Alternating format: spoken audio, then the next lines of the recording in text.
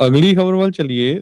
Russia ਵਾਲਿਆਂ ਨੇ ਮਾਰਕੋ Rubio ਨੂੰ ਇਹ ਕਿਹਾ ਵੀ ਜਿਹੜੇ ਅਮਰੀਕਨ ਸਿਟੀਜ਼ਨਸ ਆ ਉਹਨਾਂ ਨੂੰ ਕਹਿ ਦਿਓ ਵੀ ਕਿ ਜਾਣੀ ਕਿ ਯੂਕਰੇਨ ਦੇ ਵਿੱਚੋਂ ਉਹ ਨਿਕਲ ਜਾਣ, ਕਿਉਂਕਿ ਅਸੀਂ ਬਹੁਤ ਵੱਡਾ ਇੱਕ ਸਿਸਟੇਮੈਟਿਕ ਸਟ੍ਰਾਈਕ ਯੂਕਰੇਨ ਦੀ ਕੈਪੀਟਲ ਦੇ ਉੱਤੇ ਕਰਨ ਜਾ ਰਹੇ ਹੈਗੇ ਆ।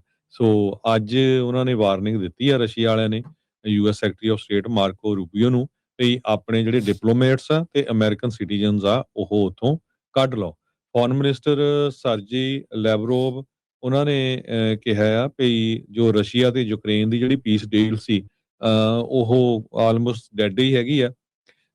ਤੇ ਅਸੀਂ ਫੇਰ ਐਕਟ ਕਰਨ ਜਾ ਰਹੇ ਹੈਗੇ ਆ। ਸੋ ਰਸ਼ੀਆ ਦੀ ਗਵਰਨਮੈਂਟ ਨੇ ਇਹ ਕਿਹਾ ਵੀ ਅਸੀਂ ਹੁਣ ਉੱਥੇ ਦੀ ਜਿਹੜੀ ਰਾਜਧਾਨੀ ਆ ਕੀਵ ਉਹਨੂੰ ਪੂਰੀ ਤਰ੍ਹਾਂ ਜਿਹੜਾ ਅਟੈਕ ਕਰਾਂਗੇ। ਆਫੀਸ਼ੀਅਲੀ ਕਹਿੰਦੇ ਵੀ ਅਸੀਂ ਵਾਸ਼ਿੰਗਟਨ ਨੂੰ ਇਨਫੋਰਮ ਕਰ ਦਿੱਤਾ ਆ ਤੇ ਅਸੀਂ ਸਿਸਟੇਮੈਟਿਕ ਤੇ ਕੰਸਿਸਟੈਂਟ ਸਟ੍ਰਾਈਕ ਜਿਹੜੀ ਆ ਯੂਕਰੇਨ ਦੀ ਜਿਹੜੀ ਮਿਲਟਰੀ ਦੀਆਂ ਫੈਸਿਲਿਟੀਜ਼ ਆ ਉਹਨਾਂ ਦੇ ਅਗੇਂਸਟ ਕਰਨ ਜਾ ਰਹੇ ਹੈਗੇ ਆ। ਸੋ ਯੂਕਰੇਨ ਦੀ ਗਵਰਨਮੈਂਟ ਨੇ ਇਹਦੇ ਸੰਬੰਧ ਦੇ ਵਿੱਚ ਹਜੇ ਕੋਈ ਜਿਹੜਾ ਜਵਾਬ ਆ ਆਪਣਾ ਨਹੀਂ ਦਿੱਤਾ ਹੈਗਾ, ਪਰ ਰਸ਼ੀਆ ਦੀ ਗਵਰਨਮੈਂਟ ਜਿਹੜੀ ਆ ਉਹ ਲੱਗਦਾ ਆ ਵੀ ਇੱਕ ਤਰ੍ਹਾਂ ਨਾਲ ਲਾਰਜ ਸਕੇਲ ਅਟੈਕ ਆ ਉਹ ਯੂਕਰੇਨ ਦੇ ਉੱਪਰ ਕਰਨ ਜਾ ਰਹੀ ਹੈਗੀ ਆ। ਜੀ। ਅਗਲੀ ਖਬਰ ਵੱਲ ਚੱਲੀਏ। ਰਸ਼ੀਆ ਵਾਲਿਆਂ ਨੇ ਮਾਰਕੋ ਰੂਬੀਓ ਨੂੰ ਇਹ ਕਿਹਾ ਵੀ ਜਿਹੜੇ ਅਮਰੀਕਨ ਸਿਟੀਜ਼ਨਸ ਆ ਉਹਨਾਂ ਨੂੰ ਕਹਿ ਦਿਓ ਵੀ ਕਿ ਜਾਣੀ ਕਿ ਯੂਕਰੇਨ ਦੇ ਵਿੱਚੋਂ ਉਹ ਨਿਕਲ ਜਾਣ, ਕਿਉਂਕਿ ਅਸੀਂ ਬਹੁਤ ਵੱਡਾ ਇੱਕ ਸਿਸਟੇਮੈਟਿਕ ਸਟ੍ਰਾਈਕ ਯੂਕਰੇਨ ਦੀ ਕੈਪੀਟਲ ਦੇ ਉੱਤੇ ਕਰਨ ਜਾ ਰਹੇ ਹੈਗੇ ਆ।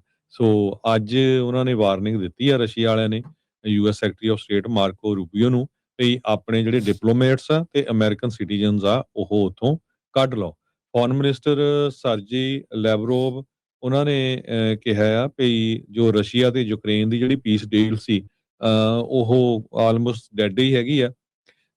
ਤੇ ਅਸੀਂ ਫੇਰ ਐਕਟ ਕਰਨ ਜਾ ਰਹੇ ਹੈਗੇ ਆ। ਸੋ ਰਸ਼ੀਆ ਦੀ ਗਵਰਨਮੈਂਟ ਨੇ ਇਹ ਕਿਹਾ ਵੀ ਅਸੀਂ ਹੁਣ ਉੱਥੇ ਦੀ ਜਿਹੜੀ ਰਾਜਧਾਨੀ ਆ ਕੀਵ ਉਹਨੂੰ ਪੂਰੀ ਤਰ੍ਹਾਂ ਜਿਹੜਾ ਅਟੈਕ ਕਰਾਂਗੇ। ਆਫੀਸ਼ੀਅਲੀ ਕਹਿੰਦੇ ਵੀ ਅਸੀਂ ਵਾਸ਼ਿੰਗਟਨ ਨੂੰ ਇਨਫੋਰਮ ਕਰ ਦਿੱਤਾ ਆ ਤੇ ਅਸੀਂ ਸਿਸਟੇਮੈਟਿਕ ਤੇ ਕੰਸਿਸਟੈਂਟ ਸਟ੍ਰਾਈਕ ਜਿਹੜੀ ਆ ਯੂਕਰੇਨ ਦੀ ਜਿਹੜੀ ਮਿਲਟਰੀ ਦੀਆਂ ਫੈਸਿਲਿਟੀਜ਼ ਆ ਉਹਨਾਂ ਦੇ ਅਗੇਂਸਟ ਕਰਨ ਜਾ ਰਹੇ ਹੈਗੇ ਆ।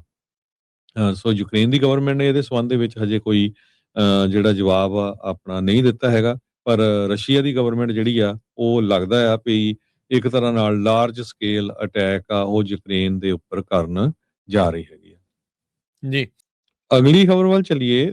ਰਸ਼ੀਆ ਵਾਲਿਆਂ ਨੇ ਮਾਰਕੋ ਰੂਬੀਓ ਨੂੰ ਇਹ ਕਿਹਾ ਵੀ ਜਿਹੜੇ ਅਮਰੀਕਨ ਸਿਟੀਜ਼ਨਸ ਆ ਉਹਨਾਂ ਨੂੰ ਕਹਿ ਦਿਓ ਵੀ ਕਿ ਜਾਣੀ ਕਿ ਯੂਕਰੇਨ ਦੇ ਵਿੱਚੋਂ ਉਹ ਨਿਕਲ ਜਾਣ, ਕਿਉਂਕਿ ਅਸੀਂ ਬਹੁਤ ਵੱਡਾ ਇੱਕ ਸਿਸਟੇਮੈਟਿਕ ਸਟ੍ਰਾਈਕ ਯੂਕਰੇਨ ਦੀ ਕੈਪੀਟਲ ਦੇ ਉੱਤੇ ਕਰਨ ਜਾ ਰਹੇ ਹੈਗੇ ਆ।